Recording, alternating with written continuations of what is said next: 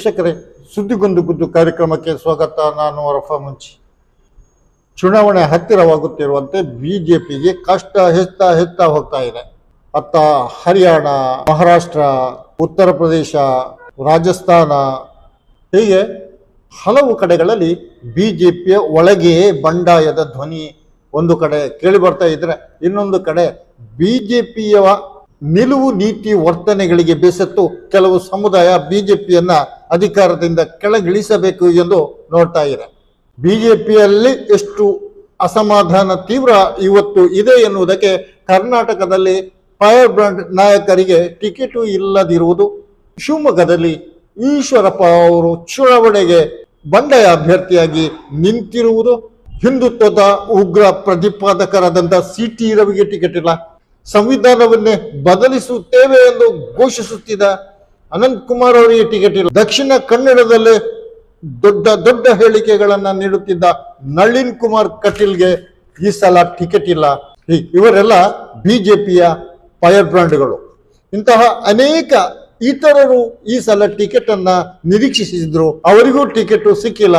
ಹೀಗಾಗಿ ಕರ್ನಾಟಕದಲ್ಲಿ ಕೂಡ ಬಿಜೆಪಿಯೊಳಗೆ ಸಂಕಷ್ಟ ಇದೆ ಅನ್ನುವುದು, ಮತ್ತು ಮೋದಿಯವರ ಹಿಂದುತ್ವವನ್ನು ನೋಡಿಕೊಂಡು ಕೆಲವರು ಸುಮ್ಮನಾಗಿದ್ದಾರೆ, ಇನ್ನು ಕೆಲವರು ಒಳಗೊಳಗೆ ತಮ್ಮ ದಾಳವನ್ನ ಉಳಿಸ್ತಿದ್ದಾರೆ ಎನ್ನುವುದು ಒಂದು ಕಡೆ ನಡೀತಾ ಇದೆ. ಮುಖ್ಯವಾಗಿ ಇವತ್ತು ಬಿಜೆಪಿಯ ವಿರುದ್ಧ ಠಾಕೂರ್ ಸಮುದಾಯ ಆಕ್ರೋಶಗೊಂಡಿದೆ. ಯಾಕೆಂದ್ರೆ ಪುರುಷೋತ್ತಮ್ ರೂಪಾಲಾ ಅವರು ಠಾಕೂರ್ ಸಮುದಾಯವನ್ನ ಅವಮಾನಿಸಿದ್ದಾರೆ ಎನ್ನುವುದು ಠಾಕೂರ್ ಸಮುದಾಯ ಬಿಜೆಪಿಯ ವಿರುದ್ಧ ಎದ್ದು ನಿಂತಿದೆ. ಪುರುಷೋತ್ತಮ ರೂಪಾಲಾ ಅವರಿಗೆ ರಾಜ್ಕೋಟ್ನಿಂದ ಬಿಜೆಪಿ ಚುನಾವಣೆಗೆ ಸ್ಪರ್ಧಿಸಲು ಟಿಕೆಟ್ ನೀಡಿದೆ. ಗುಜರಾತ್ನ ಠಾಕೂರ್ ಸಮುದಾಯ ರೂಪಾಲಾ ಅವರಿಗೆ ಟಿಕೆಟ್ ಕೊಡಬಾರದು, ಬಿಜೆಪಿ ಮೇಲೆ ಒತ್ತಡ ಹೇರುತ್ತಾ ಇದ್ದಾರೆ. ಅದೇ ಪುರುಷೋತ್ತಮ ರೂಪಾಲಾ ಅವರ ಟಿಕೆಟ್ ಅನ್ನ ಕಟ್ ಮಾಡುವುದಕ್ಕೆ ನೋಡ್ತಾ ಇಲ್ಲ. ಹೀಗಾಗಿ ಗುಜರಾತ್ನಲ್ಲಿಯೂ ಕೂಡ ಮೋದಿ ಮತ್ತು ಅಮಿತ್ ಶಾ ಅವರ ಬಿಜೆಪಿಗೆ ಹಿನ್ನಡೆ ಆಗಲಿದೆ ಎನ್ನುವ ಲೆಕ್ಕಾಚಾರಗಳು ಕೂಡ ಇವತ್ತು ಬರ್ತಾ ಇದೆ. ಉತ್ತರ ಪ್ರದೇಶದ ಠಾಕೂರ್ ಸಮುದಾಯ ಕೂಡ ಪುರುಷೋತ್ತಮ ರೂಪಾಲಾ ಅವರ ಮಹಿಳೆಯರ ಕುರಿತು ಅವಮಾನಕಾರಿ ಹೇಳಿಕೆ ನೀಡಿದ್ದಕ್ಕೆ ಆಕ್ರೋಶಗೊಂಡಿದೆ. ಜೊತೆಗೆ ಠಾಕೂರ್ ಸಮುದಾಯದವರಿಗೆ ಬಿಜೆಪಿ ಟಿಕೆಟ್ ಕಟ್ ಮಾಡಿದ್ದು ಕೂಡ ಆಕ್ರೋಶಕ್ಕೆ ಕಾರಣವಾಗಿದೆ. ವೋಟ್ ಆಗಿ ಬಳಸಿಕೊಂಡು ನಮ್ಮ ಸಮುದಾಯಕ್ಕೆ ಪರಿಗಣನೆಯನ್ನ ನೀಡುತ್ತಾ ಇಲ್ಲ ಎಂದು ಠಾಕೂರ್ ಸಮುದಾಯದವರು ಹೇಳ್ತಾ ಇದ್ದಾರೆ. ಹಾಗಾಗಿ ಅವರು ಈ ಸಲ ಸಮಾಜವಾದಿ ಪಾರ್ಟಿಯನ್ನ ಬೆಂಬಲಿಸಲಿಕ್ಕೆ ನಿರ್ಧರಿಸಿದ್ದಾರೆ. ಸಮುದಾಯದ ಸುರೇಶ್ ರಾಣಾ, ಸಂಗೀತ್ ಸೋಮ್, ಕೆ ಸಿಂಗ್ ಸಲ ಬಿಜೆಪಿ ಟಿಕೆಟ್ ಕೊಟ್ಟಿಲ್ಲ. ಈ ಸಲ ಬಿಜೆಪಿ ತೀವ್ರ ಹಿಂದುತ್ವವನ್ನು ಪ್ರತಿಪಾದಿಸುವವರನ್ನ ಮೂಲೆಗೆ ನಿಲ್ಲಿಸಿ ಸಾಫ್ಟ್ ಆದವರನ್ನು ಮೇಲೆ ತರಲು ಯೋಚಿಸಿದೆಯಾ? ಹೌದು ಎಂದು ಉತ್ತರ ಪ್ರದೇಶದ ಸಹರಾನ್ಪುರದಲ್ಲಿ ಠಾಕೂರ್ ಸಮುದಾಯದ ಪಂಚಾಯತ್ ಅನ್ನ ನಡೆಸಿ ಅಲ್ಲಿ ತೀರ್ಮಾನವನ್ನು ತೆಗೆದುಕೊಂಡದ್ದು ಸಮಾಜವಾದಿ ಪಾರ್ಟಿಯನ್ನ ಬೆಂಬಲಿಸುವುದು ಎಂದು. ಸಹರಾನ್ಪುರದ ಸಮಾಜವಾದಿ ಪಾರ್ಟಿಯ ಇಮ್ರಾನ್ ಮಸೂದರನ್ನ ಗೆಲ್ಲಿಸುವುದು ಎಂದು ಠಾಕೂರ್ ಸಮಾಜ ತಮ್ಮ ಪಂಚಾಯತ್ನಲ್ಲಿ ತೀರ್ಮಾನವನ್ನು ತೆಗೆದುಕೊಂಡಿದೆ. ಬಿಜೆಪಿಯಿಂದ ಠಾಕೂರ್ ಸಮುದಾಯ ದೂರವಾದ್ರೆ ಇನ್ನೊಂದು ಕಡೆ ಜಾಟ್ ಸಮುದಾಯ ಕೂಡ ಆಕ್ರೋಶಿತವಾಗಿದೆ. ಜಯಂತ್ ಚೌಧರಿ ಅವರು ಇಂಡಿಯಾ ಕೂಟವನ್ನು ಬಿಟ್ಟು ಮತ್ತೆ ಬಿಜೆಪಿ ನೇತೃತ್ವದ ಎನ್ಡಿಎ ಕೂಟಕ್ಕೆ ಹೋದರೂ ಕೂಡ ಅವರಿಗೆ ತಕ್ಕದಾದಂತ ಗೌರವ ಅಲ್ಲಿ ಸಿಗ್ತಾ ಇಲ್ಲ ಎನ್ನುವ ದೂರುಗಳು ಕೇಳಿ ಬರುತ್ತಿದೆ. ಮಾತ್ರವಲ್ಲ, ಮೀರತ್ನ ಒಂದು ಸಭೆಯಲ್ಲಿ ಮೋದಿಜಿಯವರ ಜೊತೆ ವೇದಿಕೆ ಹಂಚಿಕೊಂಡದನ್ನು ಬಿಟ್ರೆ ಮತ್ತೆ ಯಾವ ಸಭೆಯಲ್ಲೂ ಕೂಡ ಜಯಂತ್ ಚೌಧರಿ ಕಂಡು ಬಂದಿಲ್ಲ. ಇದು ಕೂಡ ಬಿಜೆಪಿಗೆ ಹಿನ್ನಡೆಯನ್ನೇ ತೋರಿಸುತ್ತಿದೆ. ಜೊತೆಗೆ ರೈತರಂತೂ ಬಿಜೆಪಿಯ ವಿರುದ್ಧ ಈಗಾಗಲೇ ಪ್ರತಿಭಟನೆಯನ್ನ, ಹೋರಾಟವನ್ನ ನಡೆಸ್ತಾ ಇದ್ದಾರೆ. ಜಾಟ್ ಸಮುದಾಯದವರೇ ಆಗಿರುವ ಮಹಿಳಾ ಕುಸ್ತಿಪಟುಗಳು ಹಲವಾರು ದಿನಗಳ ಕಾಲ ಪ್ರತಿಭಟನೆ ನಡೆಸಿದ್ರು, ಬಿಜೆಪಿ ನಿರ್ಲಕ್ಷ್ಯ ವಹಿಸಿತ್ತು. ಇವೆಲ್ಲವೂ ಸೇರಿ ಸಮುದಾಯ ಕೂಡ ಬಿಜೆಪಿಯನ್ನ ದೂರ ಇರಿಸಲು ನೋಡ್ತಾ ಇದೆ. ಹರಿಯಾಣದ ಮಾಜಿ ಉಪಮುಖ್ಯಮಂತ್ರಿ ದುಷ್ಯಂತ್ ಸಿಂಗ್ ಚೌಟಾಲ ಗ್ರಾಮಗಳಿಗೆ ಹೋದಾಗ ಗ್ರಾಮಗಳಿಗೆ ಬರದಂತೆ ನೋಡಿಕೊಳ್ಳಲು ರೈತರು, ಜನರು ಪ್ರಯತ್ನಿಸಿದ್ದು ಮತ್ತು ಅವರು ವಾಪಸ್ ಬಂದದ್ದು ಕೂಡ ನಡೆದಿದೆ. ಜಾಟರು ಕೂಡ ಆಕ್ರೋಶಿತರಾಗಿದ್ದಾರೆ, ಠಾಕೂರ್ ವಿಭಾಗದವರು ಕೂಡ ಆಕ್ರೋಶಿತರಾಗಿದ್ದಾರೆ, ಬಡವರು ಮತ್ತು ರೈತರು ಹೀಗೆ ಎಲ್ಲರೂ ಬಿಜೆಪಿಯ ವಿರುದ್ಧ ಆಕ್ರೋಶಿತರಾಗಿದ್ದಾರೆ ಎನ್ನುವ ಚಿತ್ರಣವೇ ಇವತ್ತು ಸಿಗ್ತಾ ಇದೆ. ಜೊತೆಗೆ 400 ಸೀಟುಗಳನ್ನ ಗೆಲ್ಲುತ್ತೇವೆ ಎಂದು ಪ್ರಧಾನಿಯವರು ಹೇಳುತ್ತಾ ತಿರುಗಾಡ್ತಾ ಇದ್ದಾರೆ. ಇನ್ನೊಂದು ಕಡೆ ಮಹಾರಾಷ್ಟ್ರದಲ್ಲಿ ಟಿಕೆಟ್ ಹಂಚಿಕೆಯ ವಿವಾದ ಈಗಲೂ ಮುಗಿದಿಲ್ಲ. ಕಲ್ಯಾಣ್ ಡೋಂಬಿವಿಲಿ ಲೋಕಸಭಾ ಕ್ಷೇತ್ರದಲ್ಲಿ ಶಿಂದೆ ಶಿವಸೇನೆಯ ಅವರದೇ ಪುತ್ರ ಶ್ರೀಕಾಂತ್ ಶಿಂದೆಗೆ ಟಿಕೆಟ್ ಅನ್ನೇನು ನೀಡಲಾಗಿದೆ. ಆದರೆ ಕಲ್ಯಾಣ್ ಡೋಂಬಿವಿಲಿ ಬಿಜೆಪಿಯ ಕಾರ್ಯಕರ್ತರು ಶ್ರೀಕಾಂತ್ಗೆ ನಾವು ಕೆಲಸ ಮಾಡುವುದಿಲ್ಲ ಎಂದು ಬಹಿರಂಗವಾಗಿ ಘೋಷಿಸಿ ಬಿಟ್ಟಿದ್ದಾರೆ.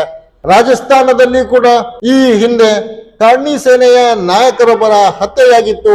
ಈ ಆಕ್ರೋಶ ಕೂಡ ರಾಜಸ್ಥಾನದ ರಾಜಪೂತ ವಿಭಾಗಕ್ಕಿದೆ. ಹಾಗಾಗಿ ಬಿಜೆಪಿಯ ಗೆಲುವಿನ ಸಾಧ್ಯತೆ ಬಹಳ ಕ್ಷೀಣವಾಗಿರುವುದು ಮಾತ್ರ ಅಲ್ಲ, ಚುನಾವಣೆ ಹತ್ತಿರವಾದಂತೆ ಎಲ್ಲರೂ ಬಿಜೆಪಿ ವಿರುದ್ಧ ಬಂಡೆದ್ದು ಹೋಗುತ್ತಿದ್ದಾರೆ. ಹರಿಯಾಣದಲ್ಲಿ 10 ಲೋಕಸಭಾ ಸೀಟುಗಳಲ್ಲಿ ಕಾಂಗ್ರೆಸ್ನಿಂದ ಬಿಜೆಪಿಗೆ ಬಂದಿರುವ 6 ಜನರಿಗೆ ಟಿಕೆಟ್ ಅನ್ನು ಬಿಜೆಪಿ ವಿತರಿಸಿದೆ. ಇದು ಕೂಡ ಹರಿಯಾಣದಲ್ಲಿ ಬಿಜೆಪಿಯ ಹೈಕಮಾಂಡ್ ವಿರುದ್ಧ ಅಸಮಾಧಾನಕ್ಕೆ ದೊಡ್ಡ ಕಾರಣವಾಗಿದೆ.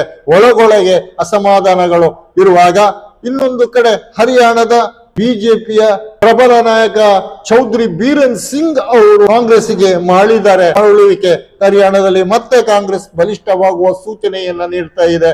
ಒಟ್ಟಿನಲ್ಲಿ ಹೇಳುವುದಾದರೆ ಬಿಜೆಪಿಗೆ ಚುನಾವಣೆ ನಿಕಟವಾಗುತ್ತಿದ್ದಂತೆ ಅದರೊಳಗಿನಿಂದಲೇ ವಿರೋಧ ಒಂದು ಕಡೆ ಆದ್ರೆ, ಇನ್ನೊಂದು ಕಡೆ ಸೀಟು ಹಂಚಿಕೆಯಲ್ಲಿ ಅದರ ಸಂಗಡಿಗ ಪಕ್ಷಗಳು ಕೂಡ ವಿರೋಧ ವ್ಯಕ್ತಪಡಿಸುತ್ತಿರುವುದು.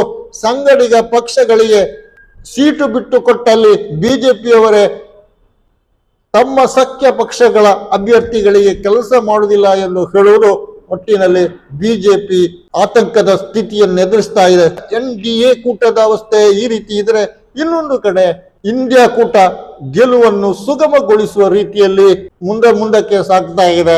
ಕಾಂಗ್ರೆಸ್ಸಿಗೆ ಬಿಜೆಪಿ ಬಿಟ್ಟು ಹಲವರು ಬರ್ತಾ ಇದ್ದಾರೆ.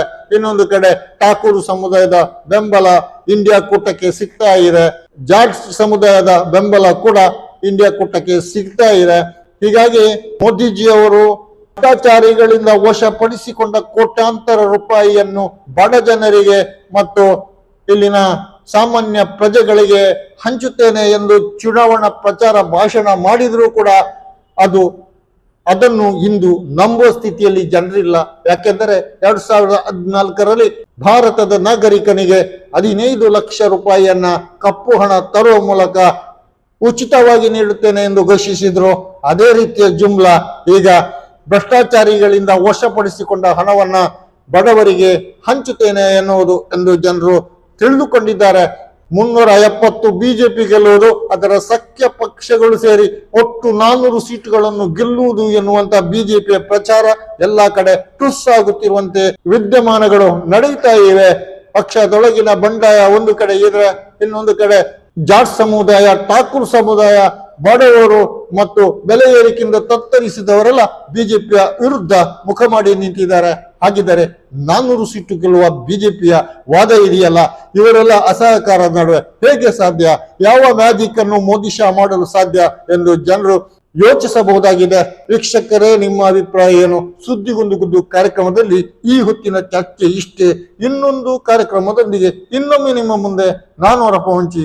ಜೈ ಭಾರತ್.